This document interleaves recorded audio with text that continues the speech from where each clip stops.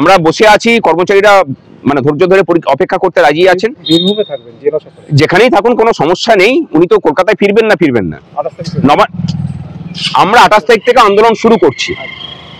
Police যেখানে আটকাবে সেখানেই শান্তিপূর্ণ অবস্থান হবে। যেদিন উনি ফিরবেন সেদিনই আমরা বৈঠকে বসতে রাজি আছি। 28 তারিখে সংগ্রামী যৌথ মঞ্চ, সরকারি কর্মচারী পরিষদ, পশ্চিমবঙ্গ বঞ্চিত চাকরি প্রার্থী, চাকরিহারা এবং চাকরিজীবী ঐক্য মঞ্চের পক্ষ থেকে আমরা নবান্ন চলো কর্মসূচি ডাক দিয়েছিলাম এবং সেটা প্রায় 1 মাস আগে আমাদের ঘোষিত কর্মসূচি। পুলিশের কাছে আমরা আবেদন জানিয়েছিলাম। আমরা আবেদন করেছিলাম যে হাওড়া স্টেশনের ওখানে জমায়েত হয়ে ফোরশো রোড হয়ে আমরা কাজীপাড়া হয়ে নবান্ন যাব এবং নবান্ন বাস স্ট্যান্ডে গিয়ে আমরা অবস্থান করব।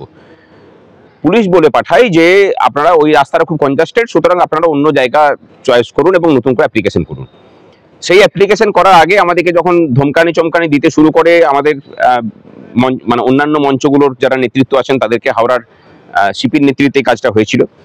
তারপরে যখন দেখলো যে কোনো মতেই বিরত করা যাচ্ছে না, তখন তারা হাইকোর্টে মামলা করেন। এরপর হাইকোর্টে মামলা করে হাইকোর্টে আমাদেরকে পার্টি করা হয়, কিন্তু মজার ব্যাপার হচ্ছে যে আমাদেরকে কপি সার্ভ করা হয়নি। মানে যারা মামলা করেছিলেন এবং পুলিশ প্রশাসনই এই মামলাটা করিয়েছে, যাদেরকে দিয়ে করিয়েছে, আমাদের কাছে খবর আছে সেটা। তারা নিশ্চিত ছিল যে সংগ্রামী যৌথ মঞ্চ এই মামলায় অ্যাপিয়ার করলে পরে প্রশাসন হারবে এবং যে মামলা করেছে তার মামলাও টিকবে না। কারণ হাইকোর্টে তারা বলেছেন যে আমরা নাকি ব্যবসায়ীদের অসুবিধা করার জন্য করব। ভালো হয়েছে মামলাটা করে। পুলিশের উপরে দায়িত্ব বেড়েছে যে নিরাপত্তা দিতে হবে। আমরা কোনোদিনই কারোর অসুবিধা করে করি না। শহীদ মিনারে এতদিন থেকে আন্দোলন চালাচ্ছি আমরা, সেখানে কারোর অসুবিধা করিনি। কত মিছিল হয়েছে কলকাতা জুড়ে তার ঠিক নেই, সেখানে কারোর কোনো অসুবিধা হয়নি। সুতরাং অসুবিধা করার কোনো প্রশ্ন নেই এবং সেটা হবেও না। আমাদের যে রুট, তার সাথে ব্যবসায়ীদের যে বাজার এলাকা, তার সাথে কোনো সম্পর্ক নেই। আমাদের রুটটা ফরশো রোড হয়ে যাচ্ছে, সেটা মোটামুটি রেলের এবং পোর্ট ট্রাস্টের জায়গা দিয়ে, সেটা ফাঁকা জায়গা, সেখানে কোনো ব্যবসায়ীরা অবস্থান করে না। সুতরাং হাইকোর্ট এখন যে রায়টা দিয়েছে যে ব্যবসায়ীদের মানে অসুবিধা না করে করতে, আমরা তো ব্যবসায়ীদের অসুবিধা করি না, সুতরাং অসুবিধা নেই। ব্যবসায়ীদের অসুবিধা হলে পরে তখন ব্যবস্থা নিতে বলেছে। যেখানে অসুবিধা করার জায়গাতেই আমরা থাকি না, সেখানে আমরা ব্যবস্থা কি। সুতরাং হাইকোর্টের রায়কে আমরা স্বাগত জানাচ্ছি এবং হাইকোর্ট 28 তারিখে নবান্ন চলো কর্মসূচিতে কোনো রকম বাধা দান করেনি। কিন্তু হাইকোর্টের সামনে যে মিথ্যা তথ্য পরিবেশন করেছে, আমাদের 28 তারিখে কর্মসূচি হওয়ার পরে আমরা এটাকে নিয়ে হাইকোর্টের দৃষ্টি আকর্ষণ করবো এবং যা ব্যবস্থা নেওয়ার সেটা হবে। আর পুলিশ প্রশাসন এই যে প্রচার হচ্ছে যে আমাদেরকে নাকি পারমিশন দেওয়া হয়নি, হাইকোর্ট যদি পারমিশন না দেবে তাহলে পুলিশ প্রশাসনের পক্ষ থেকে আমাদেরকে বৈঠকে বসার জন্য আবেদন জানানো হচ্ছে কেন? আজ সকাল থেকে আবেদন নিবেদন তারা করেছেন।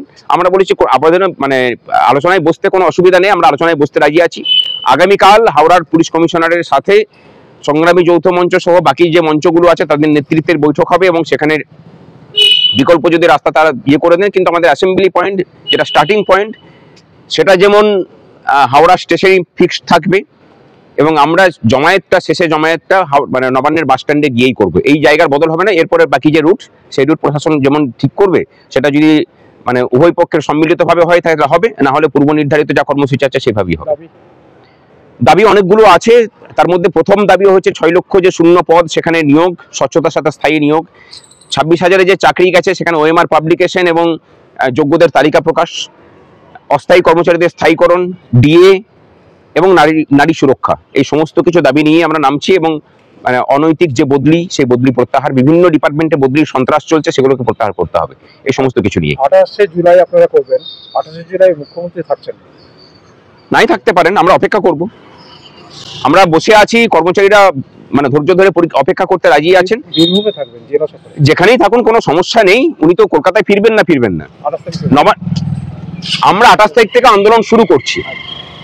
পুলিশ যেখানে আটকাবে সেখানেই শান্তিপূর্ণ অবস্থান হবে। যেদিন উনি ফিরবেন সেদিনই আমরা বৈঠকে বসতে রাজি আছি। আমরা বৈঠকে বসবো, উনি কার্যকারী সমাধান নিয়ে আসবেন, আমরা বৈঠকে বসতে রাজি আছি লাগাতার।